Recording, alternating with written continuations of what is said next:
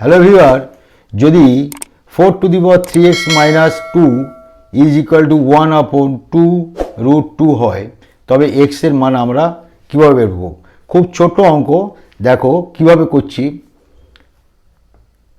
4(3x - 2 সমান সমান 1/2√2। অতএব 4টাকে ভাঙালে আমাদের 2 হয়, 3x - 2 সমান 1/2 গুণ এই 2 এর মাথায় রুটটা চলে আসলে হাফ। অতএব 2 এটাকে গুণ করলে হবে 6x - 4 সমান উপরে 1 নিচে 2/1 ইন্টু 2 হাফ। অতএব 6x - 4 সমান সমান 1/2 1 প্লাস হাফ। অতএব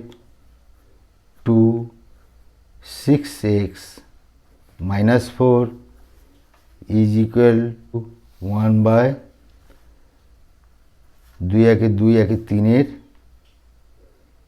2। অতএব 6x - 4 সমান 2 - 3/2। অতএব বেস আর বেস একই আছে, তাহলে অতএব আমরা এইটা সমান এটা লিখব, 6x - 4 সমান -3/2। ক্রস গুণ করব আমরা, 6 দুগুণে 12, x -4 দুগুণে 8, এপারে -3। অতএব 12x সমান সমান -3 -8টা প্লাস হয়ে এলো। অতএব 12x সমান +5।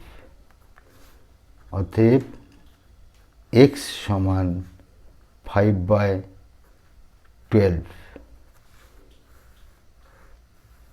x এর মান আমরা পেয়ে গেছি।